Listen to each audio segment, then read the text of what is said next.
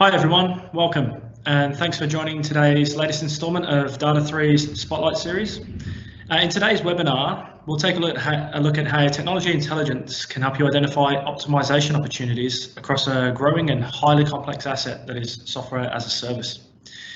Today, I'm excited to be joined by Nathan Stevens from Snow Software, who's the Director of Solution Consulting for the Asia-Pac region. He's going to be taking us through what's happening in the market, what to look out for, and how Data3 and Snow can help navigate the pain points that SaaS brings. During the session, please feel free to ask questions via the Q&A chat. We'll do our best to answer them as we go. But for now, I'm going to hand over to Nathan. Great, thanks for that, Pete, and welcome everybody to today's session. So I'm excited to talk a lot about today around software as a service, and obviously over the last 4 to 5 years, we've actually seen a huge rise in adoption in spend in this particular area.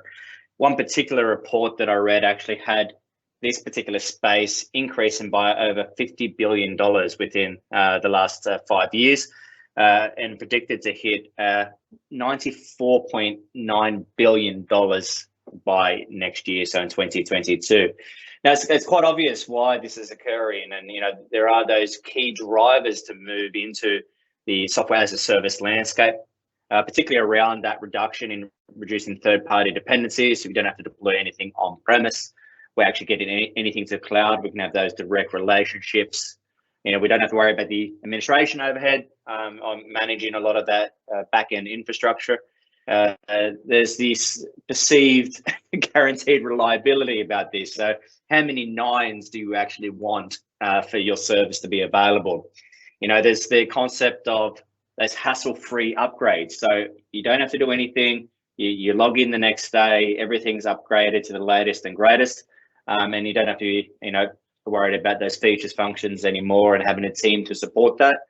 And you only pay for what you use. So, in an ideal world that, if I've got 10 people in the organization that are using that particular software, that's all you'll ever have to pay for. And some vendors today also provide that down to a per second and per minute type scenario, that pay as you go or pay as you used.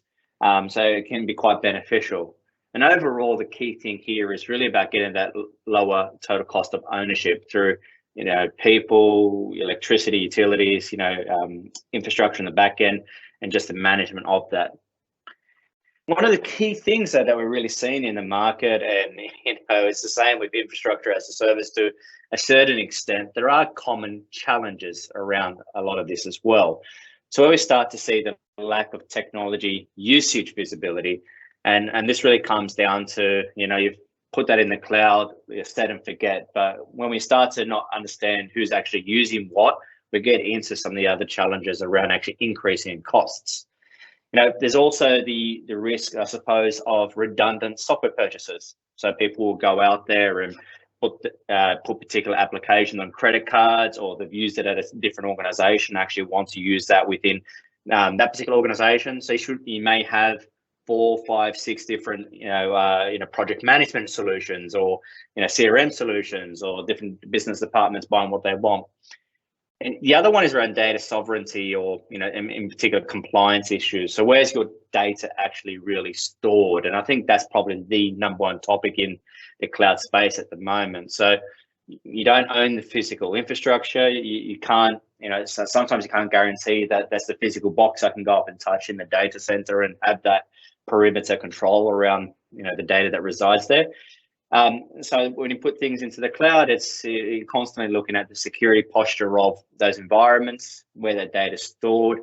That's a really big push over the last few years, especially with the very strict GDPR regulations in particular, and our own Australia Data Privacy Act.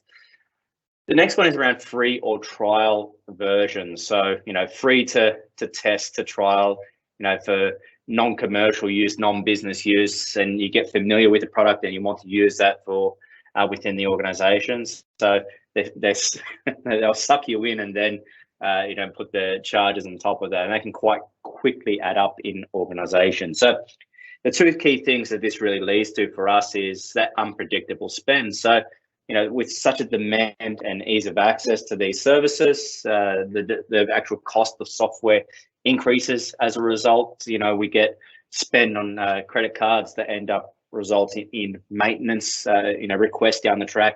We need to put this as enterprise now, so therefore the bill goes back into IT. And last but not least is that concept of bill shock. So, where I get the bill, on a monthly or annual basis, it's actually exploded and increased over time. So, obviously, there's got to be better ways to manage this as well. Now, one of the key things, and as a study by Snow over the last year around, the IT priorities survey, is that the actual expenditure towards these types of services is increasing phenomenally. So, in the two top categories there on the right-hand side is we actually see, SaaS and cloud infrastructure as well are the two key areas where people investing most in over the last 12 months. Despite the challenges that we've been having, and things becoming more and more difficult to manage, there's full steam ahead on actually investing in these areas. And one of the largest areas of actual decrease in spend is in that traditional sort of on-premise software. People are starting to move away from hardware and software that gets installed or deployed and moving everything up into the cloud. So this is where we're seeing the biggest spend areas. Now that's great for organizations, especially cloud first, cloud native style organizations. But as we have those traditional organizations moving to the cloud, is that lift and shift model works to a certain extent. Now, this is where we really come down to one of the key topics for today, and it's really about how do we optimize that cloud spend. So what we're starting to see is, especially with the volatile sort of economic conditions at the moment, with the pandemic and people starting to work from home a lot more, there's also an increased demand in these services.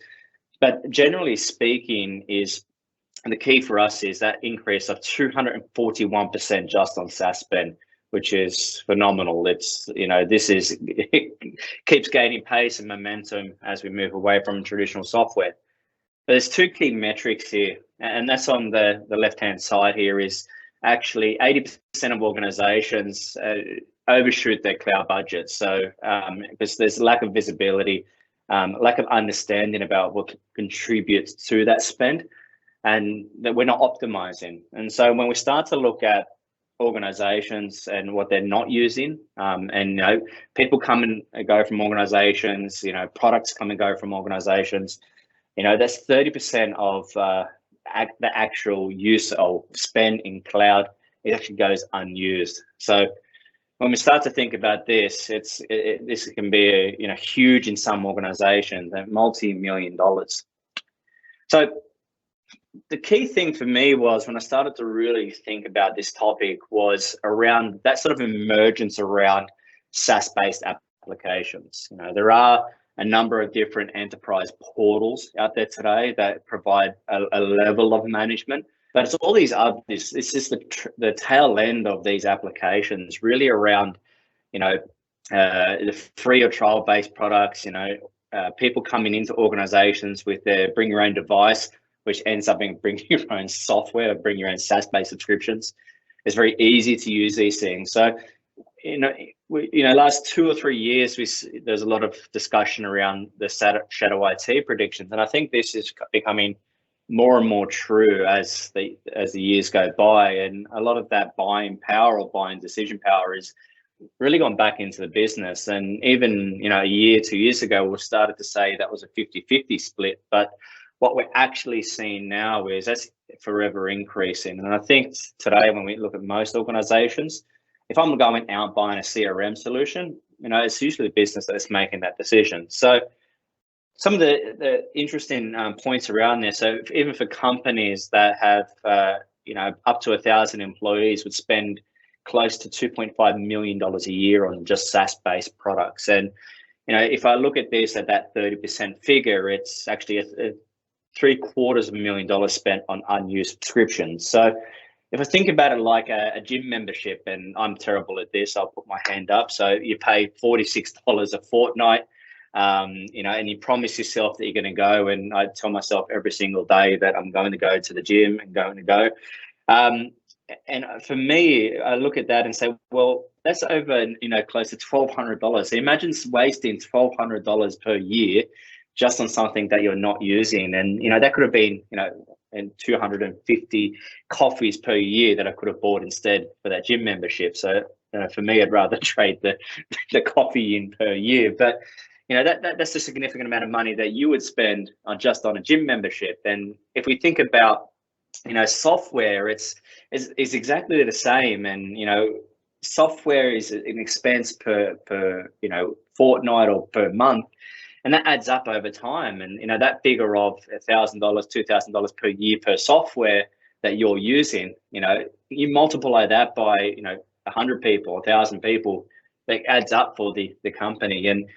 And this really just isn't around specialist SaaS software. This is the common top fives as well. So the Salesforces, the Microsofts, the Adobe Creative Clouds, and Box, and even to a lesser extent, the AWS SaaS-based products. Now, obviously, there's a better way that we can take control and optimize that spend. And this is what we're going to spend the next 10 minutes or so just going through the Snow solution here. But some of these key things for us is really about how we identify and harvest duplicate or unused subscriptions. How do we automate the discovery of the shadow IT? And also around that rationalization and removing unnecessary spend within the organization. So what we're really focusing on here is being more efficient with the management, and also getting that complete visibility back into a single pane of glass that allows us then to optimize that spend. So what I'll do now just quickly is I'll just stop sharing my screen. I'll pivot back into the Snow solution to take us through a few use cases of how we would address that with the Snow solution. Perfect. So hopefully everybody can see that at home. And so I just want to quickly go through a couple use cases that are very common for us today. And with Snow software, we have the capability really to look at that SaaS-based usage from the web browser. And that's key because we can track over 8,000 different software as a service products here that provides visibility across that shadow IT component. And really, this gives us the view leading into those enterprise SaaS subscriptions. So right now, if I'm an organization, this is around 201 different applications. And this is key. This is, the research states that an organization up to 1,000 users could be around 250, 260 SaaS applications. And you really don't really know a lot of these as well. But the key for us is to provide that view of, okay, if I've got file sharing based applications as an example, and something that we use internally here at Snow, which is Droplr.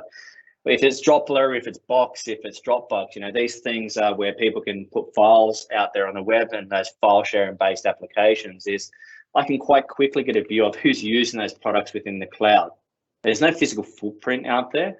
So what we're seeing is that, well, there's also a data leakage risk associated with the capability to store files anywhere in the cloud. So I also want to see who are the users who are actually using that service as well, and where there's an actual license cost associated with that service.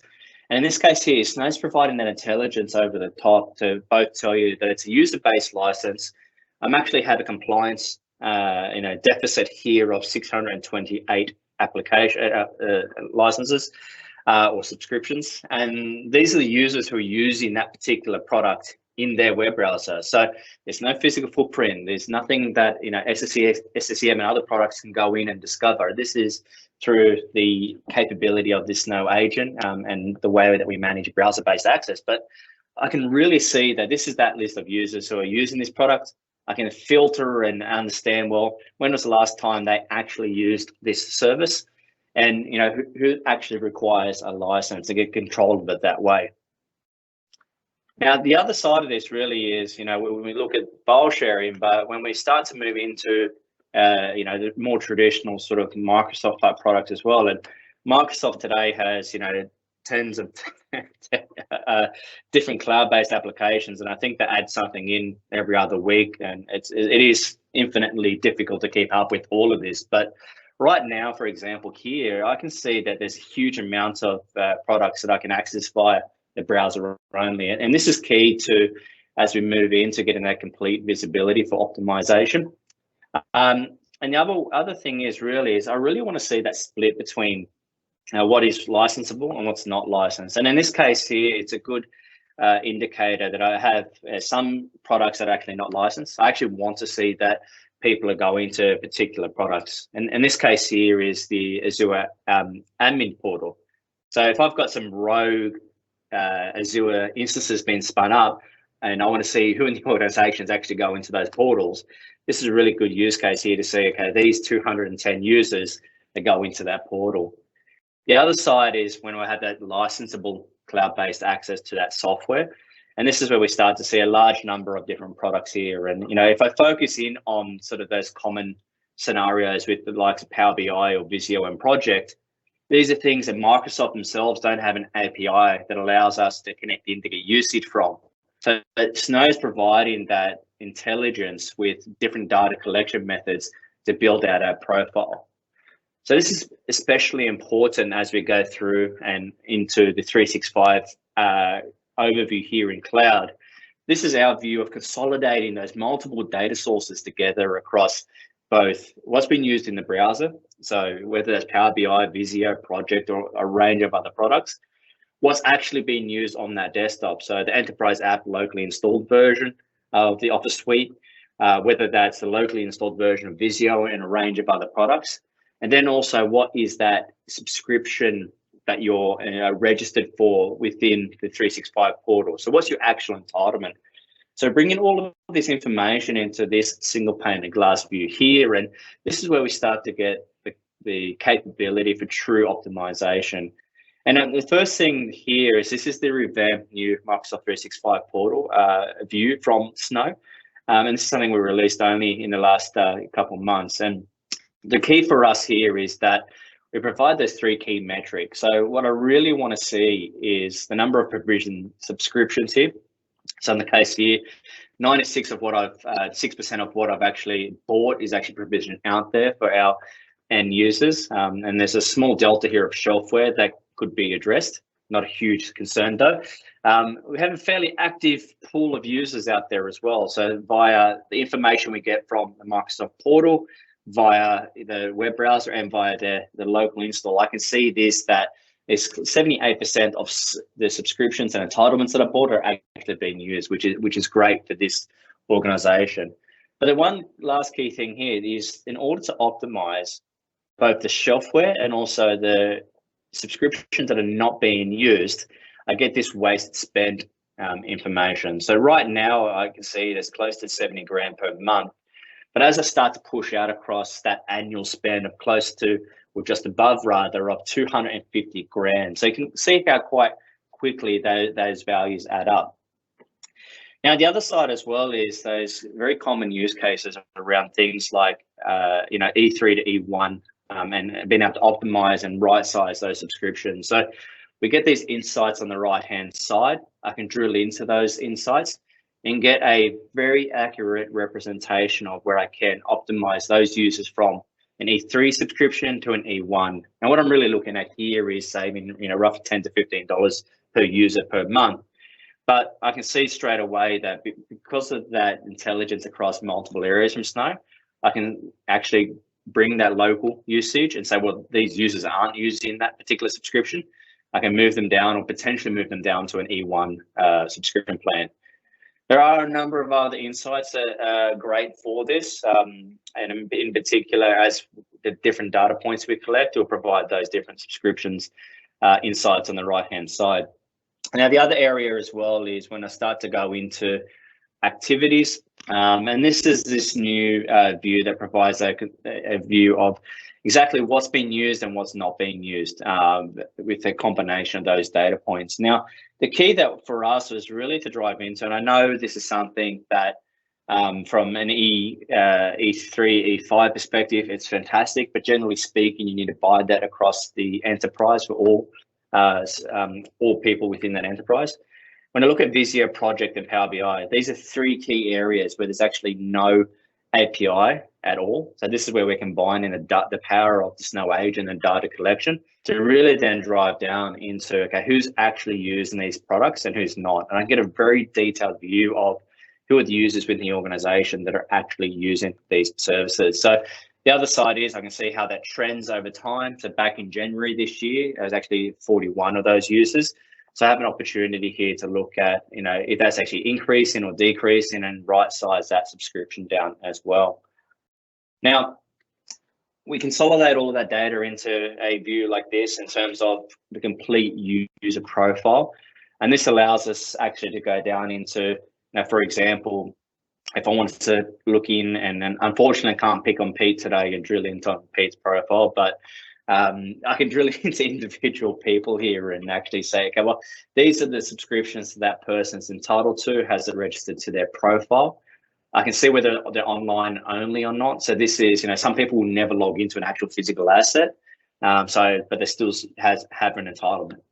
The other key thing is I can get a very detailed view of, and this person is, probably never logged onto the organization at all, but these are the products that person has registered or been used, or on the asset that person's been using. And I can see where exactly across the whole organization, what usage has attributed to what.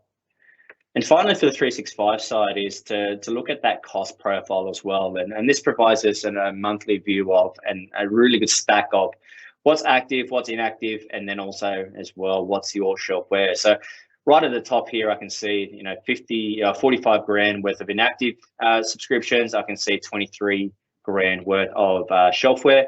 And if I bring it down the bottom here, I can see that bottom right-hand corner, what that total wasted cost is across all of those subscriptions. And where I drill into an individual subscription then as well, I can see a very detailed breakdown of those costs. So right here, I can see how much I've spent on that subscription on a per month.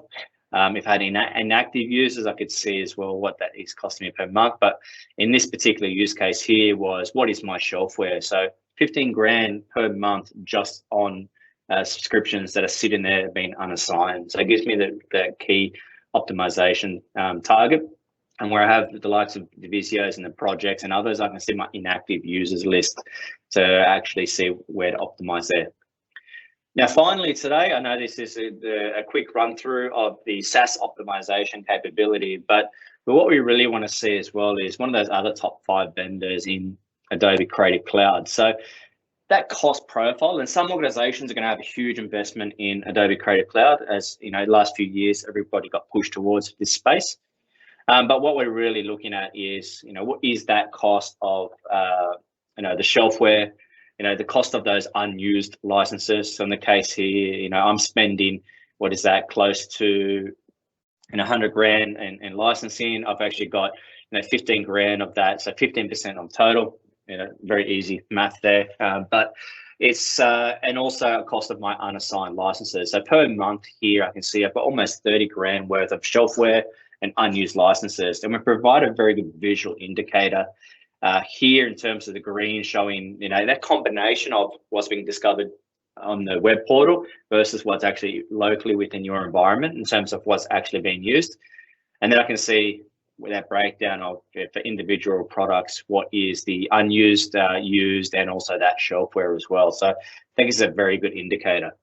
And finally, just to wrap this up, before Pete gives me the wind up, but we're going through the insights here as well. So licenses that are assigned but not used. So that gives a very clear indication here.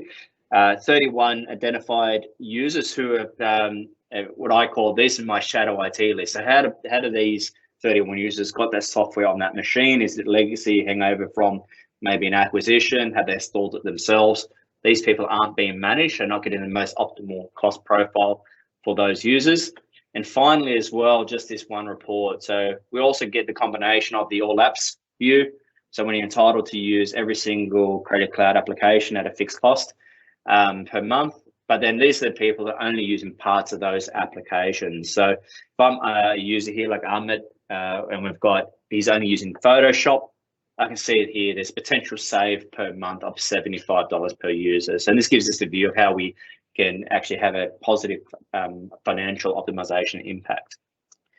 And that's about it for that quick demo. So I just want to quickly flick back through to the PowerPoint, and then we'll cover off any questions that may have come through during that time.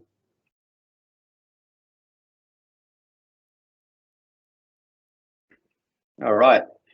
So Pete, and finally, one of the outtakes for today as well, I know Pete's going to put that detail within the chat, the links to the two Data3 and Snow calculators around the technology intelligence and software savings calculator.